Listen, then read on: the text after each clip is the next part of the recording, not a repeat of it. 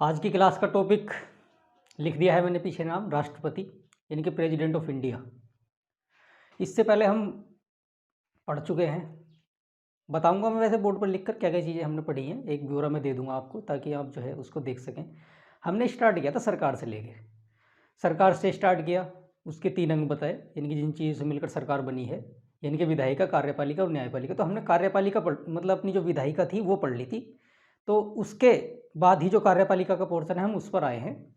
विधायिका में हमने बताया हमारी विधायिका का नाम संसद है, और उसके बाद जैसे ही उसके 2 सदन बताए उसके बारे में पढ़ लिया था। एक राष्ट्रपति भी उसका भाग था, लेकिन मेनली जो है राष्ट्रपति को कार्यपालिका में ही शामिल किया गया है, तो उसके तहत ही हम आज राष्ट्रपति को देखेंगे। पहले एक खाका आप समझ लीजिए कि भी किस तरह से हम राष्ट्रपति पर आए हैं यहाँ तक। देखो, हमने आपको स्टार्टिंग में क्या बताया, सरकार बताया था। ऐसे ये जितनी चीज़ें मैं आपको बता रहा हूँ पहले से स्टार्ट करने से पहले, वो सारी वीडियो हमारी मतलब पड़ी हुई हैं, हमारे प्लेलिस्ट में पड़ी हुई हैं। हमारे चैनल पर आप जाइए और देखिए उन वीडियो को, ताकि फिर इसके बाद आप इसको देखेंगे तो सही से चीज़ें समझ में आएंगी। वरना मैं प्रयास करूँगा कि यहीं से भी सारी चीज़ें समझा दूँ, लेकिन बाकी जो भी लेक्चर आपको देखने हैं तो आप चले जाइए और हमारे प्लेलिस्ट में देखिए। देखिए, मैंने सरकार जैसे ही बताया था आपको, तो सरकार के 3 भाग मैंने बता दिए थे, यानी कि 3 अंग, जिन चीज़ों से सरकार जो है मिलकर बनती है। विधायिका था, और एक कार्यपालिका, और एक न्यायपालिका। देखिए, legislature, executive and judiciary. Basically जब आप व्यवहार में समझेंगे ना, तो व्यवहार में कार्यपालिका ही सरकार है। जब आप व्यवहारिक रूप देखेंगे भारत में, तो भारत में कार्यपालिका को ही हम सरकार के रूप में देखेंगे। आपको धीरे धीरे पता लगेगा जैसे जैसे मैं पढ़ाऊंगा। तो सबसे पहले क्या है कि हमने सरकार पढ़ा, विधायिका, कार्यपालिका, न्यायपालिका। हमने बताया था कि हमारी जो विधायिका है, अच्छा, सरकार भी दोनों स्तर पर है। एक केंद्र स्तर पर, बेसिकली हमने आपको 3 स्तर बताए थे, और एक राज्य स्तर पर। तो हम क्या कर रहे थे, हम स्टार्टिंग में पढ़ रहे थे केंद्र स्तर की सरकार के बारे में पढ़ रहे थे। इनके केंद्र स्तर की ही विधायिका हमने पढ़ी थी, जिसका नाम संसद था। और हमने संसद के 2 हाउस, यानी कि हमने कहा था संसद 3 चीज़ों से मिलकर बनी है। एक लोकसभा है, और एक राज्यसभा है, और उसी के साथ एक राष्ट्रपति था। देखिए, ये टॉपिक हम पढ़ा चुके हैं, हमारे अलग अलग लेक्चर हैं इन पे, काफ़ी हमने विस्तार से इसके बारे में बताया। तो आपको अगर ये वाली क्लासें समझनी है तो आप हमारी प्लेलिस्ट में जाइए और देखिए, हमारे चैनल पर आपको ये क्लासें मिलेंगी, ठीक है। तो अब क्या किया कि राष्ट्रपति इसमें भी आ रहा था, तो अब हम उसी के अकॉर्डिंग चल रहे हैं कि पहले लोकसभा पढ़ा, राज्यसभा हमने पढ़ लिया। उसके बाद बेसिकली राष्ट्रपति क्या है, राष्ट्रपति कार्यपालिका का भाग है। हमारे यहाँ जो है कार्यपालिका का भाग है मेनली राष्ट्रपति, जबकि उसका वर्णन जो है विधायिका में भी है। विधायिका का मतलब है कि वो जब हम कानून बना रहे थे, तो कानून में लास्ट में जो सिग्नेचर कर रहा था वो राष्ट्रपति कर रहा था। तो इसका मतलब राष्ट्रपति जो है विधायिका का भी एक अंग है, यानी कि विधायिका का मतलब कानून बनाना है, तो कानून में भी वो भागीदारी कर रहा है और एक इंपॉर्टेंट रोल प्ले कर रहा है। तो इसलिए विधायिका से भी इसको अलग नहीं कर सकते। बेसिकली कार्यपालिका का मेन भाग है ये, ठीक है, इसलिए हम इसको कार्यपालिका में पढ़ेंगे। तो हम विधायिका तो पढ़ ही चुके हैं, तो आज हम कार्यपालिका स्टार्ट कर रहे हैं, ठीक है। देखिए, कार्यपालिका का मतलब है कि कार्यपालिका का वर्णन किया गया है आर्टिकल 52 से लेकर 78 तक, ठीक है। तो आर्टिकल 52 से लेकर और 78 तक जो है हमारे यहाँ कार्यपालिका का मतलब जो संघ कार्यपालिका है, संघ की कार्यपालिका है। और कार्यपालिका भी 2 स्तर पर ही है, एक केंद्र के स्तर पर, एक राज्य के स्तर पर, ठीक है। तो हम केंद्र के स्तर की कार्यपालिका पढ़ रहे हैं, यानी कि सरकार के दूसरे भाग पर आ गए हैं। तो देखिए, कार्यपालिका में क्या है, बेसिकली जो 52 से 78 तक के जितने भी आर्टिकल हैं, अगर आपको संघ की कार्यपालिका के बारे में देखना है तो इन आर्टिकल के अंदर आप जाइए और सारे आर्टिकल देखिए, तो आपको एक कार्यपालिका का जो संवैधानिक पक्ष है उसकी जानकारी मिल जाएगी आपको। देखिए, कार्यपालिका भी कुछ चीज़ों से मिलकर बनी है कि भैया हम संघ की कार्यपालिका में क्या क्या चीज़ें पढ़ें जो केंद्र स्तर की है। तो देखिए, हम इसमें किन किन चीज़ों को शामिल करते हैं। एक तो राष्ट्रपति को इसमें शामिल किया गया है, यानी कि प्रेसिडेंट ऑफ इंडिया को, ठीक है। तो अब जो है हम इस वाले को ही पढ़ने वाले हैं। जो आज जो है हमारी कार्यपालिका का जो पहला भाग है, तो वो हमारा है राष्ट्रपति, यानी कि प्रेसिडेंट, ठीक है। उसके बाद एक उपराष्ट्रपति को भी कार्यपालिका में शामिल किया गया है, यानी कि वाइस प्रेसिडेंट ऑफ इंडिया। उसके बाद हमारे पास पीएम, यानी कि प्रधानमंत्री, वो भी हमारे कार्यपालिका के ही भाग हैं। और इसी तरह से एक मंत्री परिषद होती है, मंत्री परिषद होती है। और इसी तरह मंत्रिपरिषद का मतलब होता है, मंत्रिपरिषद का मतलब है कि ग्रुप ऑफ मिनिस्टर्स, यानी कि मंत्रियों का एक समूह जो है मंत्रिपरिषद कहलाती है। वो क्या है आगे हम पढ़ेंगे, क्रम में पढ़ेंगे सब चीज़ों को। और एक भाग है इसका महान्यायवादी, अटॉर्नी जनरल। देखिए ये 5 चीज़ें पढ़ेंगे हम कार्यपालिका में। तो संघ की कार्यपालिका का विस्तार है 52 से लेकर 78 तक, और उसके अंतर्गत ही आप संघ की कार्यपालिका को देख सकते हैं। संघ की कार्यपालिका में भी कुछ चीज़ें हैं जो हमें पढ़नी है। कुछ चीज़ें क्या, सारी संघ की कार्यपालिका जो है इन चीज़ों से मिलकर बनी है कि भी जिसमें राष्ट्रपति आएगा, उपराष्ट्रपति आएगा, प्रधानमंत्री आएगा और उसकी मंत्रिपरिषद आएगी, और एक महान्यायवादी यानी कि अटॉर्नी जनरल उसमें आएंगे। तो अब हमको क्या करना है कि ये चीज़ पढ़नी है हमको पहली वाली, कि भी कार्यपालिका जैसे ही हमने स्टार्ट की तो कार्यपालिका के अंदर बहुत सारी चीज़ें हैं, एक ये है ये सारी चीज़ें। तो हमको राष्ट्रपति पढ़ना है, ठीक है। तो हम यहाँ से स्टार्ट कर रहे हैं। कार्यपालिका का पहला जो पॉइंट है यानी कि राष्ट्रपति है, उसके बारे में हम पढ़ेंगे। देखिए राष्ट्रपति बहुत इंपॉर्टेंट चीज़ है और एक बड़ा टॉपिक है, तो हम वैसे कोशिश करेंगे। वैसे कुछ जगह क्या है कि जितने भी आप लेक्चर देखेंगे यूट्यूब पर, तो लोगों ने क्या कर रखा है कि इसमें एक ही 20-30 मिनट का वीडियो बना रखा है, उसमें सारी चीज़ें क्लियर नहीं हो पाती। हमने इतना बड़ा भी नहीं किया लेकिन इतना छोटा भी नहीं किया, लेकिन एक मध्यम मार्ग अपना के हम जो है कोशिश करेंगे कि भी चीज़ों को सही रूप से समझ पाएँ, ताकि राष्ट्रपति के सारे एस्पेक्ट जो है क्लियर हों। तो आज हम राष्ट्रपति पढ़ेंगे। देखो जब हम राष्ट्रपति पढ़ा देंगे, ठीक है, तो उसके बाद आपसे कह देंगे कि भी कंप्लीट हो गया। और जितने भी हमारे वनडे एग्जाम के स्टूडेंट हैं जो ऑब्जेक्टिव क्वेश्चन पूछे जाते हैं, कंसेप्ट तो क्लियर होगा ही, उससे कोई टेंशन ना लें। बाकी जितने भी वनडे एग्जाम के क्वेश्चन हैं, चाहे वो एसएससी के हों या रेलवे, बैंक्स वगैरह जितने भी एग्जाम है, तो भाई एक बार आप देख लेना कि जैसे ही हम कंसेप्ट पूरा पढ़ा देंगे, राष्ट्रपति खत्म कर देंगे 2-3 लेक्चर में, तो उसके बाद मैं आपसे कह दूंगा कि भी फिनिश हो गया, यानी कि राष्ट्रपति जो है कंप्लीट हो गया। जैसे ही राष्ट्रपति कंप्लीट होगा तो आप जो है चिंता ना करिए, जितने भी आपके क्वेश्चन हैं उनको देखिएगा, इस टॉपिक से सारे क्वेश्चन हल हो जाएंगे, ठीक है। एक भी क्वेश्चन नहीं बचेगा, आप यकीन कीजिए इस बात का, ठीक है। तो देखो राष्ट्रपति स्टार्ट करते हैं हम। राष्ट्रपति अगर जो संवैधानिक चीज़ देखें तो हमारे यहाँ क्या है कि राष्ट्रपति, अगर जो हम आर्टिकल 52 से लेकर हमने बता दिया कि भी 78 तक जो है वो कार्यपालिका दिया गया है नाम, यानी कि द एग्जीक्यूटिव। अगर आपको कार्यपालिका के बारे में पढ़ना हो, यानी कि प्रधानमंत्री के मंत्रियों के बारे में, राष्ट्रपति, उपराष्ट्रपति, महान्यायवादी के बारे में पढ़ना हो, तो इन आर्टिकल को देखिए इनमें से ही अगर हम 52 से लेकर 73 तक चलें, ऊपर के आर्टिकल छोड़ दें, तो इस सेगमेंट का जो नाम है, इस पार्ट का जो नाम है, तो इस सेगमेंट को नाम दिया गया है president and vice president of India, यानी कि राष्ट्रपति एवं उपराष्ट्रपति।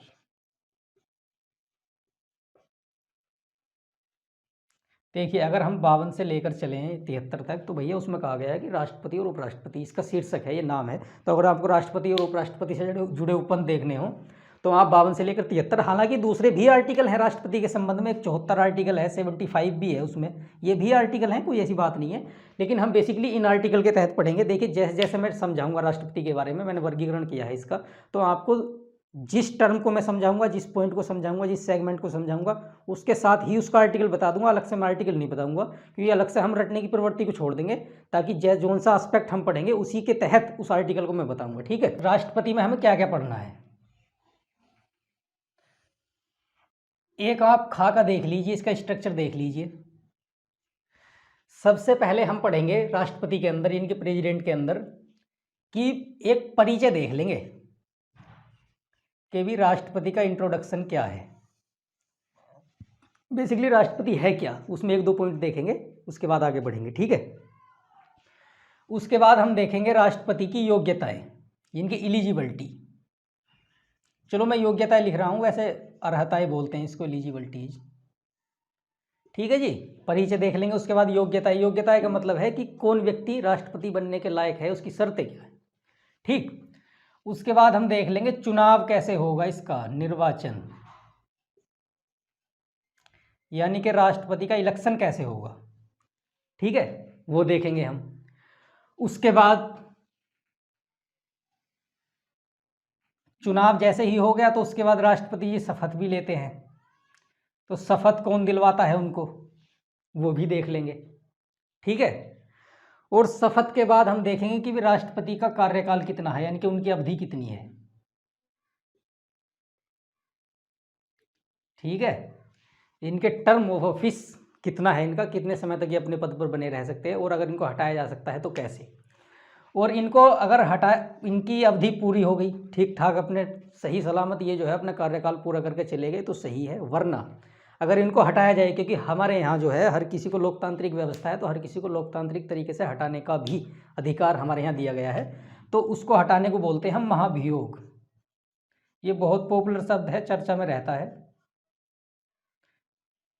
जैसे अमेरिका के प्रेसिडेंट को पिछले कुछ दिनों में मतलब हटाने के लिए ये सारी चीज़ें चलाई गई, तो इम्पीचमेंट जो है, अंग्रेजी में इम्पीचमेंट बोलते हैं इसको, तो ये वर्ड चर्चा में रहा। तो देखिए कार्यकाल हो गया। उसके बाद देखेंगे हम शक्तियाँ, कि भी इनकी शक्तियाँ क्या हैं, power and functions of president. ठीक है, तो ये सारे पॉइंट मैंने आपको बना ली कि भी हम इसके तहत समझेंगे। अच्छा, मैंने इनको आर्टिकल के तहत नहीं किया। देखो, अगर हमको फिर उसके बाद एक दो पॉइंट और हम देख लेंगे कि भी संवैधानिक पक्ष क्या है, हमारे प्रेसिडेंट का जो संवैधानिक पक्ष है वो क्या है।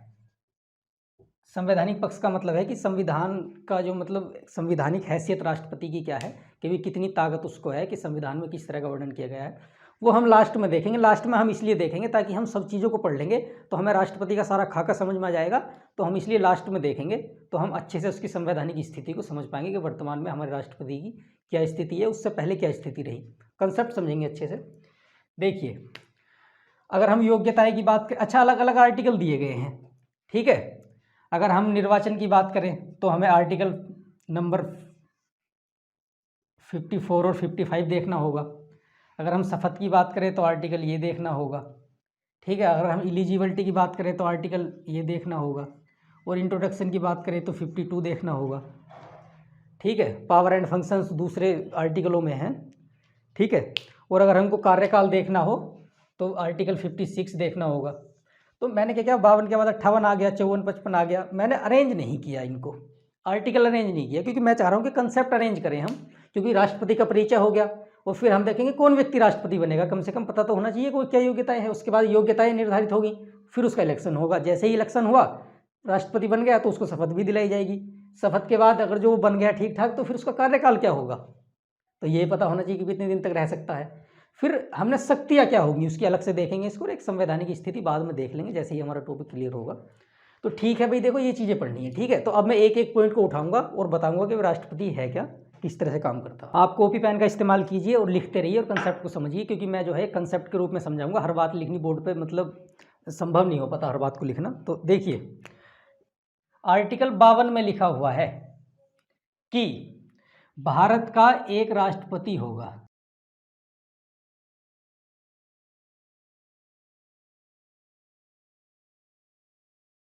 आर्टिकल नंबर 52 में एक बात लिखी गई है कि भारत का एक राष्ट्रपति होगा। भारत का एक राष्ट्रपति होने का मतलब है, अब आप समझ के होंगे कि भाई ये व्यक्ति एक ही है, इनके राष्ट्रपति दो नहीं हो सकते एक साथ।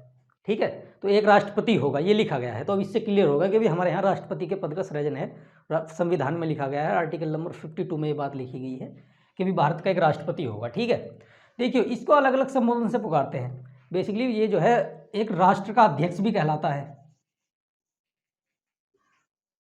राष्ट्राध्यक्ष बोलते हैं इसको, राष्ट्राध्यक्ष बोल दीजिए कोई नहीं। ठीक है, तो राष्ट्र का अध्यक्ष होता है ये। ठीक, तो इसी जरिए इसको एक भारत का प्रथम नागरिक भी बोलते हैं, फर्स्ट सिटीजन ऑफ इंडिया। ठीक है, राष्ट्र का, और एक संवैधानिक प्रधान भी इसको बोलते हैं कि भी ये व्यक्ति संवैधानिक प्रधान है, कॉन्स्टिट्यूशनल चीफ। देखिए भाई, इस तरह के कुछ संबोधनों का इस्तेमाल किया जाता है। बेसिकली ये भारत की एकता अखंडता का प्रतीक भी राष्ट्रपति होता है, इसलिए इसको प्रथम नागरिक भी कहा गया है। राष्ट्र का अध्यक्ष भी कहते हैं इसको। संवैधानिक प्रधान है, इनके संविधान में बहुत, इनके सबसे ऊंचा दर्जा जो है राष्ट्रपति को ही दिया गया है, इसलिए बहुत ही इंपॉर्टेंट पद है ये। वो चीज़ हम बाद में देखेंगे कि भी संविधान और बेसिक के कितनी हैसियत हमारे यहाँ राष्ट्रपति की है और कितने इनको अधिकार हैं, या वास्तविक प्रधान है या नहीं। देखिए, राष्ट्र का मतलब क्या है कि संवैधानिक प्रधान है ये, लेकिन आप एक बात ध्यान रखिए कि वास्तविक प्रधान जो है हमारे यहाँ वो प्रधानमंत्री है, वास्तविक प्रधान। अब इससे वास्तविक का मतलब समझ रहे होंगे कि एक सांकेतिक प्रधान जो है वो यही है, और वास्तविक यानी कि जो पावर्स हैं वो राष्ट्रपति प्रधानमंत्री के अंतर्गत हैं। एक आर्टिकल नंबर 74 हम आपको बताएंगे, तो उसमें सारी चीज़ें लिखी गई हैं, तो आप क्लियर कर पाएंगे। ये चीज़ें बेसिकली आपको अभी ना समझ में आए, लेकिन बाद में जो है जैसे ही हम सारा कंसेप्ट क्लियर करेंगे तो आपको चीज़ें समझ में आएंगी कि भी राष्ट्रपति प्रधानमंत्री में क्या डिफरेंस है और जो असली ताकत है वो किसके पास है। वो आप व्यवहार में भी देखते होंगे, लेकिन बाकी आप समझ जो सैद्धांतिक पक्ष है उसके जरिए देख लेंगे। तो 52 में ये बात होगी कि भी एक जो है राष्ट्रपति होगा, ठीक है। अब हम ये देखेंगे कि भी कौन व्यक्ति राष्ट्रपति बन सकता है, उसके लिए योग्यताएं क्या हैं। तो देखिए, योग्यताएं, एलिजिबिलिटी या अर्हताएं, ठीक है। देखिए, पहली योग्यता क्या है? पहली योग्यता है कि भी वो भारत का नागरिक होना चाहिए, सिटीजन ऑफ इंडिया होना ही चाहिए, भारत का नागरिक होना चाहिए, पहली बात तो, ठीक। दूसरी बात, 35 वर्ष की आयु पूर्ण कर चुका हो, यानी कि 35 वर्ष से कम का व्यक्ति जो है राष्ट्रपति नहीं बनेगा, वो उसके लिए पर्चा नहीं भरेगा, यानी कि उसके लिए अप्लाई नहीं कर सकता। तीसरा पॉइंट में लिखा हुआ है कि लोकसभा, देखिए भाई ये जो है आर्टिकल नंबर 58 में लिखी गई है, ये बात ध्यान रखना। आर्टिकल नंबर 58 में सारी चीज़ें लिखी गई हैं कि भी नागरिक होना चाहिए, 35 वर्ष की आयु पूर्ण कर होनी ही चाहिए उसकी। देखो तीसरे पॉइंट में क्या लिखा गया है? तीसरे पॉइंट में लिखा गया है कि लोकसभा का सदस्य बनने की योग्यता रखता हो। देखो भाई, उसने कहा है कि लोकसभा का सदस्य बनने की योग्यता रखता हो। तीसरे पॉइंट का मतलब समझिए आप। अब आप तो कहेंगे कि भी लोकसभा का सदस्य योग्यता रखता हो, तो फिर तो अच्छा, आप हमने बताया था कि लोकसभा का सदस्य बनने के लिए 25 वर्ष की उम्र चाहिए, लेकिन हमने तो कह दिया 35 वर्ष है, तो इसमें कॉन्ट्राडिक्शन हो गया, आपस में विरोधाभास हो गया। तो देखिए यहाँ 25 वर्ष का मतलब नहीं है, उसके अलावा ये चीज़ है कि भी सदस्य बनने की योग्यता रखता हो। एक हमारे पास एंटी डिफेक्शन लॉ होता है, कभी एंटी डिफेक्शन लॉ हम आपको अलग से पढ़ाएंगे, ठीक है। एंटी डिफेक्शन लॉ में अगर कुछ बातें लिखी गई हैं और अगर उसके तहत कोई व्यक्ति योग्य मतलब अयोग्य घोषित किया जाता है तो वो चुनाव नहीं लड़ेगा। यहाँ इसका मतलब इससे है, ठीक है, कि भी लोकसभा का सदस्य बनने की भी वो योग्यता रखता हो। बाकी उसके अलावा 35 वर्ष तो होगी ही, जबकि भारत का नागरिक तो इसमें भी आता था, लोकसभा में भी, लेकिन अब उसको अलग से नहीं बताया। यहाँ इसका मतलब दूसरे एस्पेक्ट में एंटी डिफेक्शन लॉ के, ठीक है। देखिए एक चौथा पॉइंट है कि लाभ का पद नहीं होना चाहिए। और लाभ के पद के बारे में मैं आपको कई बार बता चुका हूँ। लाभ के पद का मतलब है कि जब सरकार आपको तनख्वाह देती है, वेतन देती है, तो लाभ का पद माना जाता है। तो इस तरह से, ठीक है, राज्यसभा में भी हम आपको बता चुके हैं, लोकसभा में भी हम आपको बता चुके हैं, ठीक है। लेकिन देखिए लाभ के पद में कुछ पदों को यहाँ पर क्लियर कर दिया गया है, लिख दिया गया है स्पष्ट रूप से कि भी अगर कोई व्यक्ति राज्यपाल है, ठीक है, तो वो लाभ का पद नहीं माना जाएगा। और अगर कोई व्यक्ति मंत्री है, चाहे वो संघ सरकार में हो और चाहे वो राज्य सरकार में हो, ठीक है, तो उसको भी लाभ का पद नहीं माना जाएगा। यानी कि ये व्यक्ति जो है चुनाव लड़ सकते हैं, उसमें कोई समस्या वाली बात है नहीं। एक राष्ट्रपति को भी नहीं माना गया है कि भी राष्ट्रपति भी दोबारा चुनाव लड़ सकता है। इसका मतलब ये कोई व्यक्ति राष्ट्रपति है तो फिर दोबारा भी वो इलेक्शन लड़ सकता है। और उपराष्ट्रपति, देखिए राज्यपाल भी चुनाव लड़ सकता है और मंत्री भी चुनाव लड़ सकता है, राष्ट्रपति उपराष्ट्रपति सब चुनाव लड़ सकते हैं, ठीक है। राष्ट्रपति का बेसिकली है क्या कि लाभ का पद जो है, इन पदों को छोड़कर लाभ का पद होगा, ये व्यक्ति तो लड़ सकते हैं, वरना कोई व्यक्ति सरकारी जॉब में रहते हुए चुनाव नहीं लड़ सकता। तो ये 4 एलिजिबिलिटी हैं, 4 योग्यताएं हैं, तो आप इनको ध्यान रखना, ठीक है। देखिए 2 पॉइंट समझा चुके हैं हम, उसका एक परिचय बता चुके हैं और योग्यताएं भी बता चुके हैं। अब तीसरा बहुत इंपॉर्टेंट जो इसका पॉइंट है तो वो ये है कि भी चलो ठीक है, योग्यताएं तो होगी कि भी ये व्यक्ति योग्य है चुनाव लड़ने के। अब इसका चुनाव होगा कैसे, निर्वाचन कैसे हो, राष्ट्रपति का इलेक्शन कैसे होगा, इसमें 2 चीज़ देखेंगे हम। राष्ट्रपति के इलेक्शन में सबसे पहले हम देखेंगे कि भी वोटर कौन होंगे, वोटर्स यानी कि मतदाता कौन होंगे, ठीक है। और उसके बाद प्रोसीजर क्या होगा। देखिए वोटर्स जो मतदाता, उसके बाद जो इसकी प्रक्रिया क्या होगी, यानी कि इसकी रीति क्या हो। देखिए निर्वाचन का मतलब है कि सबसे पहले तो ये पता लगना चाहिए कि कौन लोग हैं जो वोट डालेंगे, ठीक है। दूसरी बात, हमें दूसरी बात ये पता लगनी चाहिए कि किस प्रक्रिया के तहत जो है चुनाव होता है, यानी कि कौन सा प्रोसेस इसमें अपनाया जाता है। दोनों पक्ष मैं आपको समझा दूंगा, ठीक है। देखिए, निर्वाचन को समझने के लिए बहुत ज़्यादा टाइम चाहिए, 1-2 घंटा चाहिए, तब आप अच्छे समझ पाएंगे। लेकिन मैं आपको सारा आइडिया दे दूंगा, ठीक है, कि किस प्रकार से चुनाव होता है, ताकि आपको कोई भी प्रश्न इसमें छूटे ना, ठीक है। प्रोसेस समझना एक अलग बात है। देखो भाई, सबसे पहली बात है कि वोटर्स कौन लोग होते हैं, तो आप ध्यान रखिए। देखिए, पहला एक बात लिखी गई है, अच्छा, वोटर्स कौन होंगे, ये बात लिखी गई है 54 में, और चुनाव की प्रक्रिया क्या होगी, ये बात लिखी गई है 55 में। तो आप जो है आर्टिकल का ध्यान रखें कि भी किस आर्टिकल में क्या बात लिखी गई है। देखिए, जो वोटर्स होते हैं, तो वोटर्स जो होते हैं तो उनको हम बोलते हैं, एक होता है निर्वाचक मंडल, निर्वाचन मंडल, ये इसको हम इलेक्टोरल कॉलेज बोलते हैं।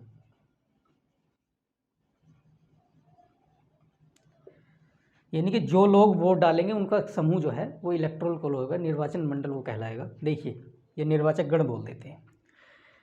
कौन कौन लोग वोट डालेंगे, एक एक बात ध्यान से समझ लीजिए, बहुत इंपॉर्टेंट है ये, और यहीं से सारे प्रश्न पूछे जाएंगे, ठीक है। एक लाइन लिखी गई है कि कौन लोग वोट डालेंगे, संसद के दोनों सदनों के निर्वाचित सदस्य ही वोट डालेंगे, ठीक है, समझ गए। तो अब भाई संसद के दोनों सदनों के निर्वाचित सदस्य वोट डालेंगे, ठीक।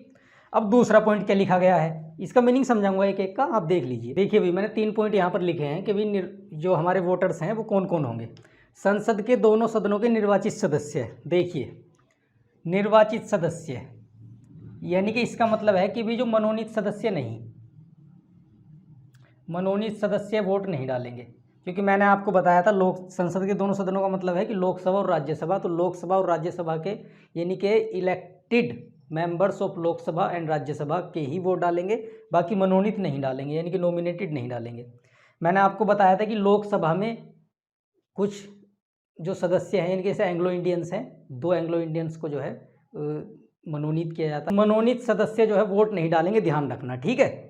राज्यों की विधानसभाओं के निर्वाचित सदस्य, इसमें भी मनोनीत नहीं डालेंगे। अच्छा, विधानसभा और लिख दिया गया है, तो यहाँ आप ध्यान रखिए, यहीं से तो प्रश्न बनते हैं कि भाई विधान परिषद के सदस्य वोट नहीं डालेंगे। विधान परिषद कुछ ही राज्यों में है, बाकी में नहीं है, तो विधान परिषद के सदस्य वोट नहीं डालेंगे, ठीक है। और यहाँ के जो है मनोनीत भी नहीं डालेंगे, विधान परिषद के तो कोई से भी नहीं डालेंगे, चाहे वो मनोनीत हो चाहे वो निर्वाचित हो, कोई नहीं डालेंगे, ठीक है। संघ शासित क्षेत्र, देखिए संघ शासित क्षेत्र में जो है एक हमारे पास दिल्ली, ठीक है, और एक हमारे पास पौंडीचेरी, ठीक है। संघ शासित क्षेत्र में पहले अधिकार नहीं था वोट डालने का विधानसभाओं में, लेकिन उसके बाद 1992 में एक संविधान संशोधन किया गया 17वां, तो उसके तहत जो है संघ शासित क्षेत्रों को भी अधिकार दिया गया, जिसमें दिल्ली और पौंडीचेरी है। 2017 में जैसे ही चुनाव हुआ तो इन्होंने भी वोट डाला, इनके सदस्यों ने, इन्होंने भी डाला, इन्होंने भी। अब 2000 जब 2017 के यानी कि 2022 के आसपास चुनाव होगा तो तब देखते हैं, मतलब जो हमारे पास जम्मू कश्मीर में भी विधानसभा का गठन है तो वहाँ पर वो भी वोट डालेंगे, तो आने वाला मसला है, ठीक है। फिलहाल ये सारी चीज़ें हैं, तो आप समझ गए होंगे कि भी कौन लोग वोट डालेंगे। इन लोगों के ही समूह को बोलते हैं हम निर्वाचक मंडल, ये सारे समूह को हम निर्वाचक मंडल बोलते हैं। निर्वाचक मंडल, निर्वाचन मंडल बोलो, ठीक है भाई। इलेक्टोरल कॉलेज जो है वो इन्हीं के जो समूह है, जितने भी विधायक हैं, यहाँ से सांसद आगे सारे, तो सांसद वोट डालेंगे, ये विधायक आगे, विधायक वोट डालेंगे, ठीक है। और ये भी यहाँ पर भी विधायक होते हैं, तो विधायक और सांसद मिलकर वोट डालते हैं। इसमें कौन कौन से विधायक सांसद आएंगे वो मैंने आपको बता दिया, ठीक है। तो आप समझिए, इसको बहुत इंपॉर्टेंट है। देखिए प्रक्रिया देख लीजिए कि भी चुनाव की प्रक्रिया क्या होगी, इनकी प्रोसेस क्या होगा, इसके बारे में 55 में चर्चा की गई है। मैंने आपको बताया आर्टिकल नंबर 55 में कि भी किस रीति से जो है चुनाव होगा। पहली बात देखिए, अप्रत्यक्ष चुनाव प्रणाली अपनाई जाएगी। मैंने आपको अप्रत्यक्ष और प्रत्यक्ष के बारे में लोकसभा और राज्यसभा के चुनाव में भी बताया था। अप्रत्यक्ष चुनाव का मतलब है जिसमें जनता सीधी भागीदारी नहीं करती, जैसे हम अपने विधायक को चुनते हैं, अपने सांसद को चुनते हैं, सीधे वोट डालते हैं खुद जाकर, हम भी तुम भी सारे लोग जो भी 18 वर्ष से अधिक के हैं सब डालते हैं, ठीक है। लेकिन राष्ट्रपति को हम डायरेक्ट वोट नहीं डालते। कौन लोग वोट डालते हैं, मैंने आपको बता दिया, विधायक और सांसद वोट डालते हैं। हम तो विधायक और सांसद को चुनते हैं, वे हमारे राष्ट्रपति को चुनते हैं, ठीक है। अप्रत्यक्ष वोट चुनाव होगा। अप्रत्यक्ष में एक सिस्टम है, मैंने आपको बताया था, आनुपातिक प्रतिनिधित्व का सिद्धांत।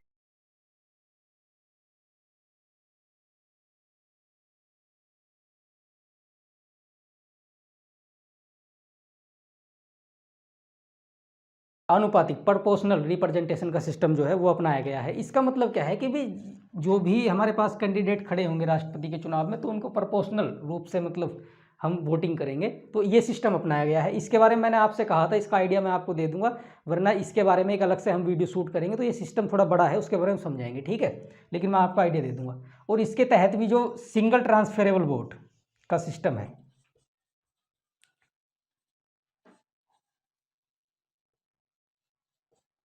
सिंगल ट्रांसफरेबल वोट का मतलब होता है एकल हस्तांतरणीय मत। एकल हस्तांतरणीय मत का मतलब क्या है, देखिए इसमें किस तरह से चुनाव होता है। कैंडिडेट खड़े हो गए, मान लीजिए 4 कैंडिडेट खड़े हुए, तो हमारे विधायक या फिर हमारे सांसद वोट डालेंगे, ठीक है। तो जैसे मान लीजिए 4 कैंडिडेट हैं, ठीक, 4 कैंडिडेट हमारे पास हो गए,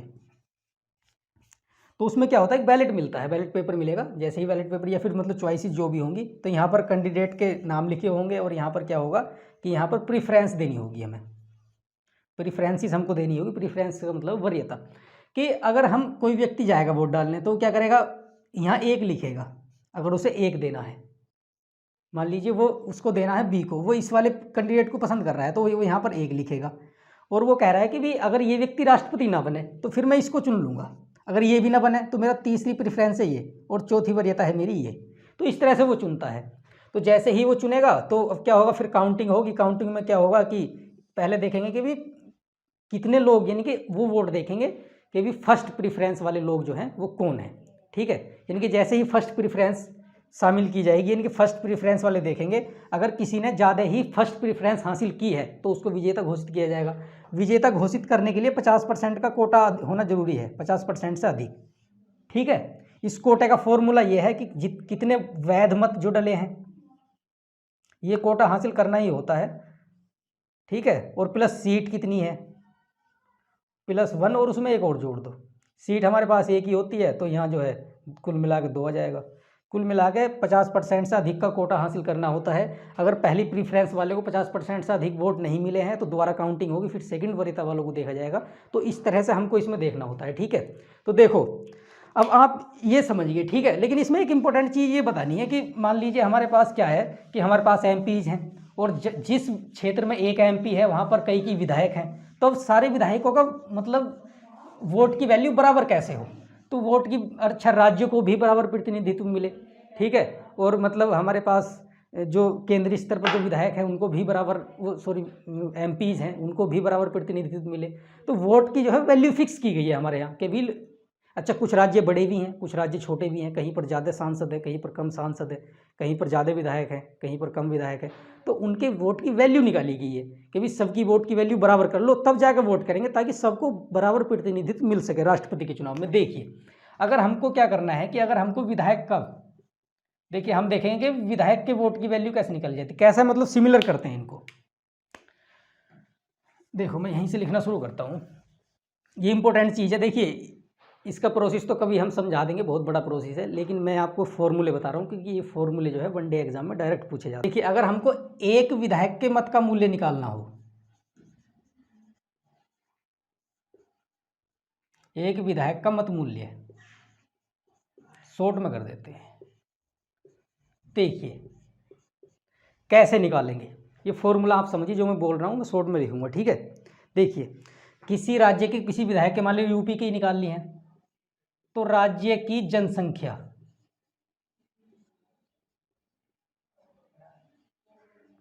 राज्य की जनसंख्या बटे कुल सीटों की संख्या,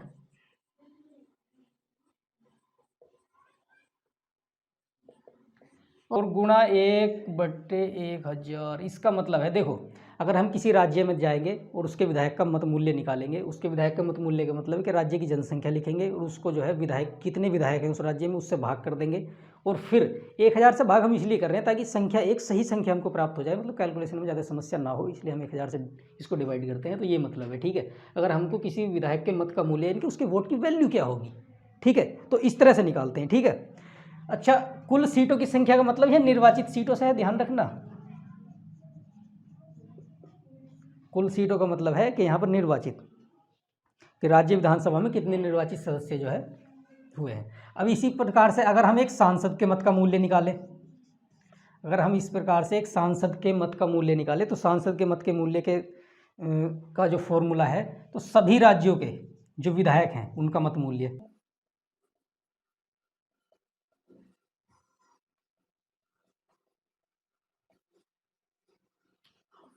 कुल मत मूल्य है भाई, ये ध्यान रखना, सभी राज्यों के विधायकों का जो है मतलब जितना हमने मत मूल्य निकाल रहे हैं उसको यहाँ पर रखेंगे, ठीक है।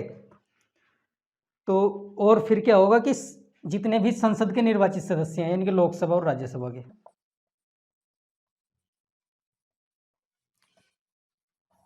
ठीक है।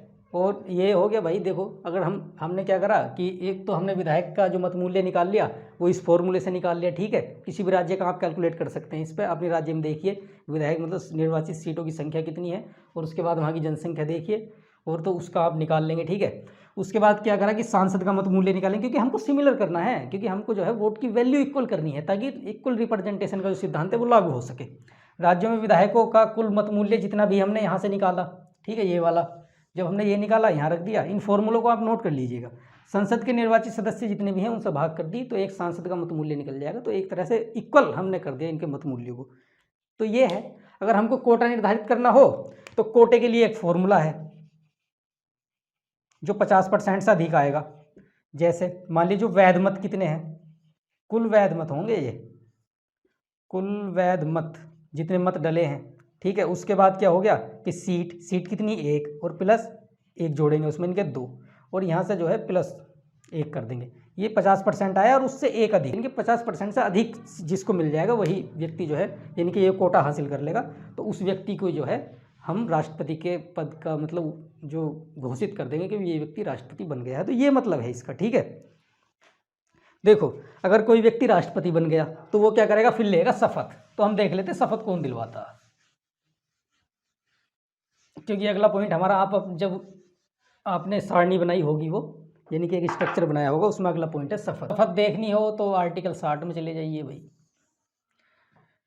देखो शपथ में क्या होगा कि शपथ दिलवाएंगे हमारे चीफ जस्टिस यानी कि मुख्य न्यायाधीश।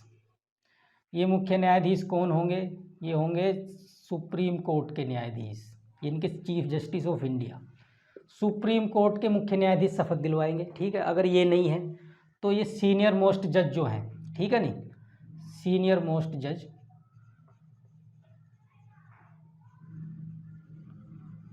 यानी कि जो एक फिर कोई उच्च न्यायाधीश है मतलब एक तरह से जो सीनियर जज है तो वो दिलवा देगा शपथ। अगर ये नहीं है, अगर ये है तो यही दिलवा देंगे, ठीक है।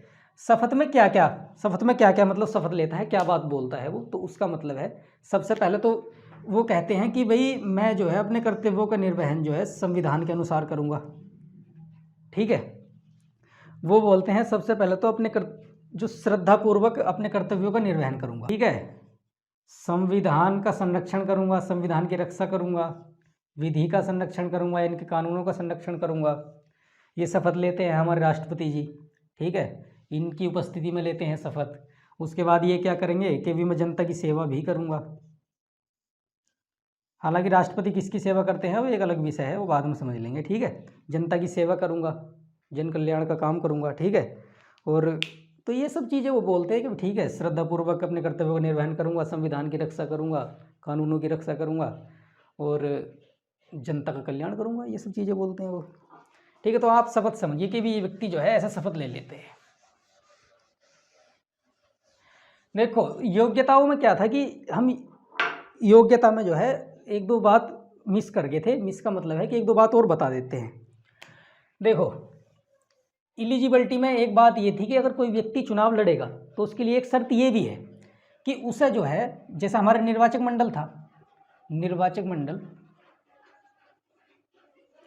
तो निर्वाचन मंडल में हम आपको देख लिया था कि भी कितने लोग हैं, जितने भी मतलब सदस्य हैं तो उनको निर्वाचन मंडल बोलते हैं। तो इन सदस्यों में से 100 सदस्य का मतलब है कि जो हमारा कैंडिडेट है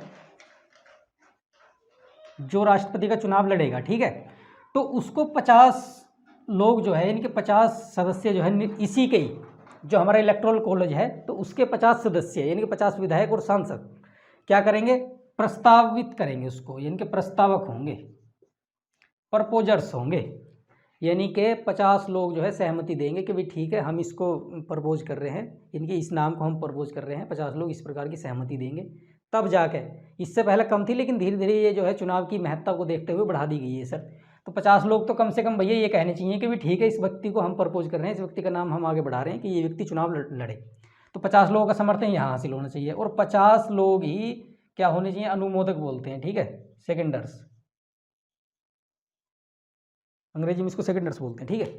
50 लोग इनके अलावा होने चाहिए, 50, मैंने कहा 100 सदस्य, ठीक है। 50 लोग क्या कहेंगे कि भी ठीक है, जैसे ही उनको प्रपोज किया 50 लोगों ने, और 50 इनके अलग क्या करेंगे कि भी उनके नाम का जो है समर्थन कर देंगे, अनुमोदन कर देंगे, स्वीकृति दे देंगे लास्ट।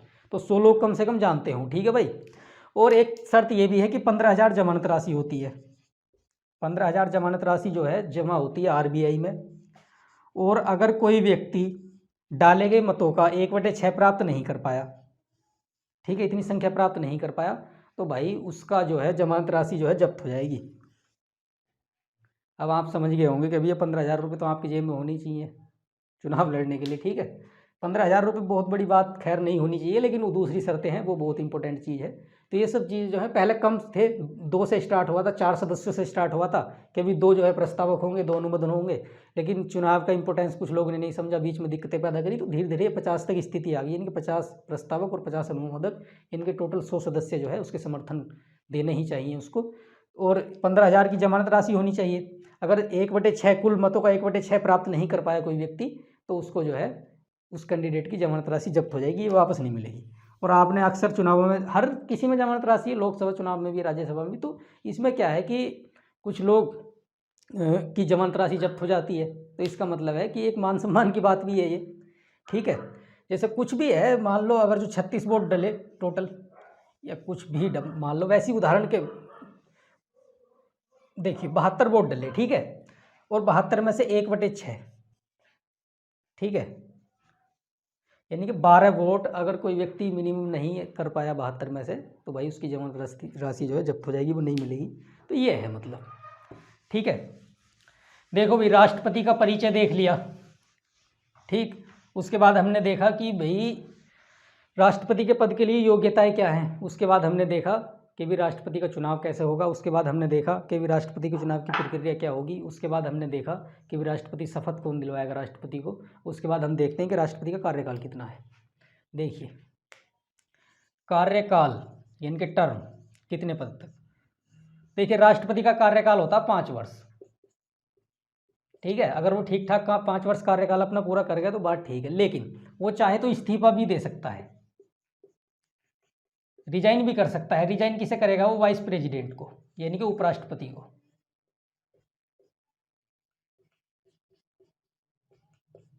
ठीक है जी। वो जो है हमारे वाइस प्रेसिडेंट को संबोधित करके इस्तीफा दे देता है कि ठीक है जी, आप हमारा इस्तीफा लीजिए, हम जा रहे हैं, ठीक है। तो या तो उसका कार्यकाल पूरा हो जाए, ठीक है, फिर चुनाव होगा, फिर राष्ट्रपति नया आ जाएगा। इस्तीफा दे दे वाइस प्रेसिडेंट को तो भी अपने कार्य से मुक्त हो गया। और एक तरीका है कि उसको हटाया जाए। अगर उसको हटाया जाए, और उसको जो हटाया जाता है तो उस प्रोसेस को हम बोलते हैं महाभियोग,